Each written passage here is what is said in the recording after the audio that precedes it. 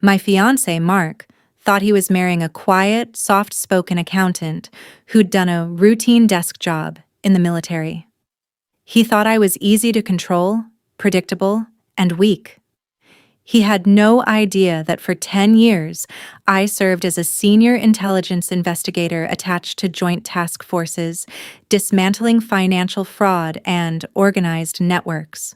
When I walked back into our home to grab my military ID on the morning of our dress rehearsal, I caught him and his mother laughing in his study. Mark was detailing his exact plan to siphon my savings, place our future house under his name only, and strip me of everything the moment we said, "I do." They thought I was an easy mark. They had no idea I was trained to destroy people exactly like them. Follow my story until the end and comment the city you're watching from so I can see how far my story has reached. My name is Heather Morgan. I'm 35 years old, and if you saw me on the street, you'd probably think I was the most average, unassuming woman in the room. I work as a certified public accountant. I keep my voice low, and I never make a scene. When I met Mark 2 years ago, he saw exactly what I let him see: a gentle, quiet woman with a steady corporate job who had done a brief, routine stint in the military straight out of college. He always assumed I worked some safe, sleepy desk job behind a computer terminal, filing supply forms or answering phones. I never corrected him. What Mark didn't know, what no one in my civilian life knew, was that for 10 full years, I served as a senior intelligence investigator attached to joint task forces. My job wasn't filing paperwork. It was forensic financial intelligence, tracing hidden offshore accounts, tracking organized networks, and picking apart complex fraud schemes designed by people who thought they were smarter than everyone else. When I left active duty, I wanted peace. I wanted a predictable life, a loving home, and a partner to build a future with. So when Mark proposed, I thought I had finally found that calm after the storm. He was charismatic, attentive, and seemingly driven. But looking back, his subtle condescension was always there, hidden behind a smooth smile. He mistook my calm nature for submission, and my silence for weakness. He thought I was an easy target he could maneuver without a fight. He was dead wrong.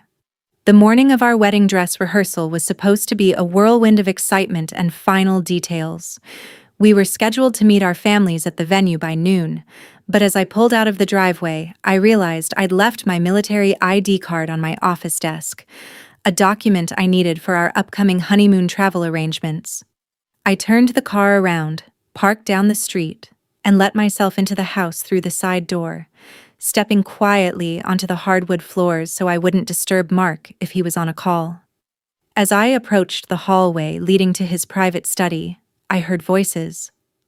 Mark's home office door was cracked open, and the sound of muffled laughter echoed into the corridor. I paused, recognizing the sharp, elevated tone of his mother, Eleanor. "Are you absolutely certain she won't notice the clause in the revised title deeds, Mark?" Eleanor asked, her voice dripping with calculated arrogance. "Mother, relax," Mark replied with a cold, dismissive chuckle. "Heather doesn't look at anything beyond basic spreadsheets. She trusts me completely. Once the wedding is finalized on Saturday, all her premarital savings and the inheritance from her late uncle get merged into the joint venture account. I've already set up the transfer authorization under the new estate plan." "And the house in Oak Ridge?" Eleanor pressed. "The moment her funds clear to pay off my business line of credit, I'm shifting the property title solely into my name under the corporate LLC," Mark explained smoothly.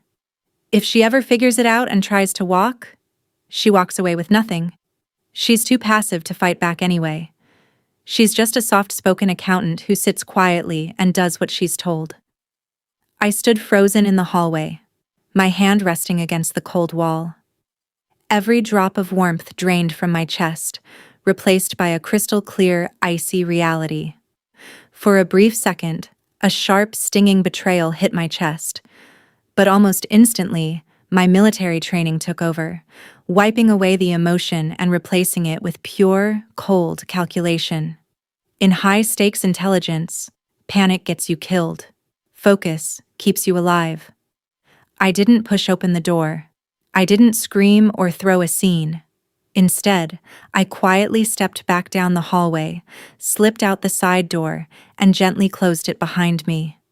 Sitting in my car down the street, my mind shifted straight into investigator mode. Mark thought he was a mastermind, but to a trained eye, his behavior suddenly made perfect sense. The sudden urgency to merge our bank accounts before the wedding, his insistence on handling all the legal estate paperwork himself, and the subtle pressure to sign documents quickly under the guise of pre-wedding stress. He wasn't just being greedy, he was desperate. I pulled up my laptop, connected to a secure network, and ran a preliminary sweep on his business registrations and personal credit filings. Within minutes, my suspicions were confirmed. Mark was drowning in hidden debts, leveraged up to his neck with high-interest business loans and failed investments he'd concealed under shell companies. He didn't want a wife. He wanted a bailout funded by my life savings. He expected an easy, passive Mark who would sign her life away with a smile. Instead, he was about to get a full-scale, covert investigation. I put the car in drive and headed toward the rehearsal venue, wearing the same quiet smile he thought he controlled. Over the next 48 hours, I worked with the speed and precision of a military operation. While Mark was busy admiring himself in his tuxedo and double-checking the rehearsal dinner guest list, I spent every night in my home office dissecting his financial life line by line. Using my forensic accounting background, I traced the paper trail Mark thought he'd hidden behind layered LLCs and offshore shell accounts. What I found was even worse than I anticipated. Mark hadn't just made bad investments, he had taken out fraudulent business loans using forged signatures from his former business partners. He was sitting on over $400,000 in immediate, pressuring debt. His entire plan hinged on getting my signature on those standard estate documents at the rehearsal dinner, which would give him power of attorney and allow him to liquidate my inheritance to satisfy his creditors before the banks moved in. Instead of panicking, I picked up the phone and called Major Thomas, a former intelligence legal officer I'd served with for 6 years and one of the sharpest corporate attorneys in the state. I laid out the entire paper trail, the bank statements, the audio recording I'd discreetly captured on my phone during my second walk through the house, and the loan documents. Thomas listened in silence before letting out a low whistle. "Heather, this isn't just a dirty divorce or a bad breakup," he said. "This is felony financial fraud and attempted grand larceny." Together, we drafted a fresh set of legal documents. On the surface, they looked like standard pre-nuptial and asset protection agreements for a high-net-worth marriage. In reality, they were legally binding disclosures that laid out his exact debt obligations, stripped him of any access to my assets, and trapped him into acknowledging his corporate liabilities under penalty of perjury. The trap was set. The rehearsal dinner was held at an opulent downtown restaurant, paid for entirely with my credit card under the promise that Mark would reimburse me after the wedding. Mark and his mother, Eleanor, moved through the room like royalty, boasting to our 60 guests, which included my family, his high-profile business associates, and several local investors, about the grand future ahead. As the main course was cleared, Mark stood up, tapping his champagne glass with a silver spoon. "Everyone, if I could have your attention," he said, beaming with smooth confidence. "Before we celebrate tomorrow, Heather and I have one quick administrative task. As part of our joint estate planning, we're signing our final union documents tonight." Eleanor slid a leather-bound folder across the table toward me, accompanied by a sleek gold pen. "Just sign on the highlighted lines, dear," she whispered, her voice dripping with condescending sweetness. "It's just routine paperwork to make sure everything is seamless for tomorrow." I looked down at the folder. It was the fraudulent power of attorney and asset transfer contract Mark had prepared. I didn't pick up the pen. Instead, I stood up, reached into my blazer, and pulled out a stack of sleek, crimson-bound folders. "You're absolutely right, Mark," I said, my voice carrying clearly across the silent room. "Transparency is essential before a wedding, but before I sign yours, I think our guests, especially your investors, should review these." I handed the folders to his primary business partners and the lead investor sitting at the head table. Mark's confident smile faltered. "Heather, what is this? What are you doing?"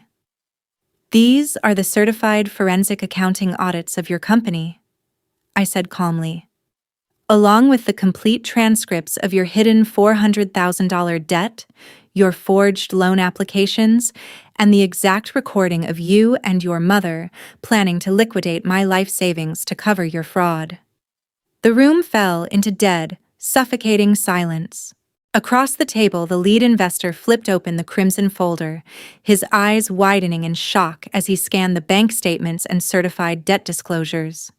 Within seconds, low mutters swept through the high-profile guests, and the color completely drained from Mark's face. "What is the meaning of this?" Eleanor shrieked, slamming her hands on the table as she stood up. "This is outrageous. Mark, tell them she's lying. She's just a confused, low-level military clerk who doesn't understand business." I turned my eyes toward her, using the exact commanding, icy presence I'd honed through a decade of high-stakes interrogations.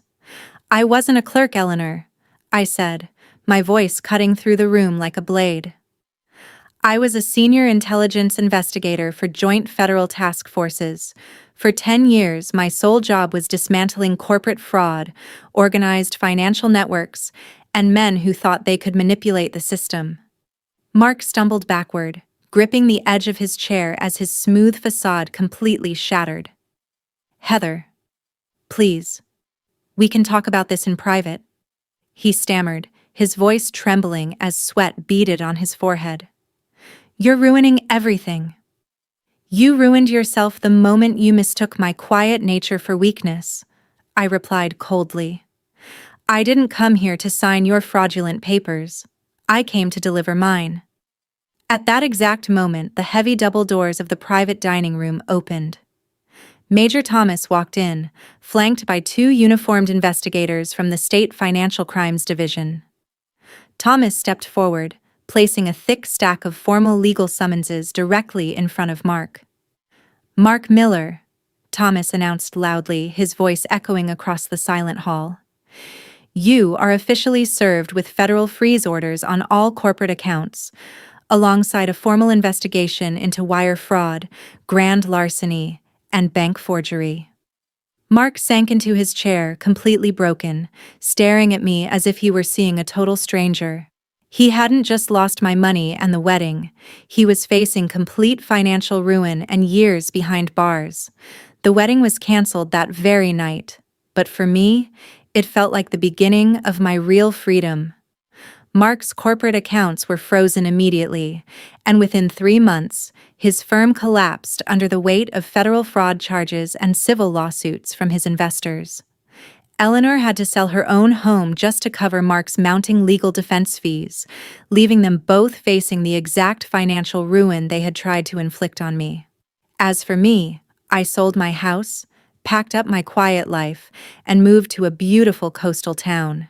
I opened my own independent financial consulting firm, using my skills to help small business owners and vulnerable individuals protect their assets from predatory schemers.